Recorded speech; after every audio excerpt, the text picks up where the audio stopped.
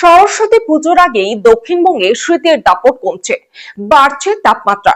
তবে কি বৃষ্টিপাতের কোনো সম্ভাবনা রয়েছে?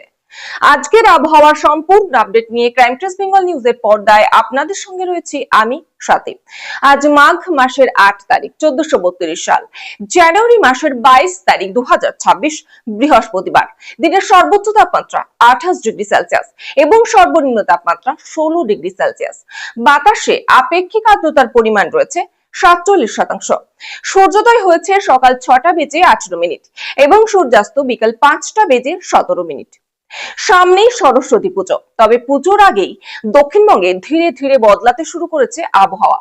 আলিপুর আবহাওয়া দপ্তর জানিয়েছে, মাঘ মাসের শুরুতেই রাজ্য থেকে বিদায় নেওয়ার পথে শীত। আগামী কয়েকদিনে কলকাতা ও তার পার্শ্ববর্তী এলাকায় তাপমাত্রা গড়ে 2 থেকে 3 ডিগ্রি সেলসিয়াস পর্যন্ত বাড়তে পারে। ফলে আর কনকনে ঠান্ডা পড়ার সম্ভাবনা আপাতত নেই। এই মুহূর্তে দক্ষিণবঙ্গে বৃষ্টি হওয়ারও কোনো সম্ভাবনা নেই। আলিপুর হাওয়া অফিসের তরফে জানানো হয়েছে এমনই পূর্বাভাস। আগামী 2 দিন কলকাতা সহ দক্ষিণবঙ্গের সব জেলাতেই পারদ ঊর্ধ্বমুখী থাকবে। সরস্বতী পুজোর দিন তাপমাত্রা নতুন করে না বাড়লেও জাঁকিয়ে শীত ফেরার সম্ভাবনা খুবই কম। আবহাওয়াবিদদের মতে, কুয়াশার প্রভাব ও একাধিক পশ্চিমী ঝঞ্ঝার জেরেই দক্ষিণবঙ্গে এই তাপমাত্রা বৃদ্ধির প্রবণতা দেখা যাচ্ছে। এদিকে অসম, উত্তরপ্রদেশ ও রাজস্থানের উপর একাধিক ঘূর্ণাবর্ত অবস্থান করায় উত্তরের ঠান্ডা হাওয়া বাধা পাচ্ছে। এর ফলে রাজ্য জুড়ে দিনে তাপমাত্রা বাড়ছে। পাশাপাশি সকালের দিকে কুয়াশার দাপট বজায় থাকবে দক্ষিণবঙ্গের বিভিন্ন এলাকায়।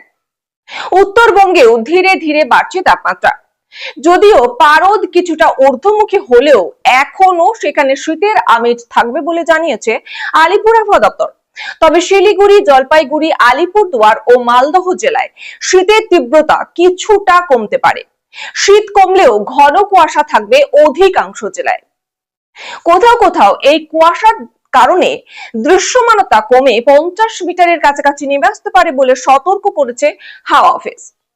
আবহাওয়ার পরবর্তী আপডেট পেতে চোখ রাখুন ক্রাইম ট্রেস বেঙ্গল নিউজের পর্দায়। সঙ্গে থাকুন, দেখতে থাকুন ক্রাইম ট্রেস বেঙ্গল নিউজ, বাংলার কণ্ঠস্বর।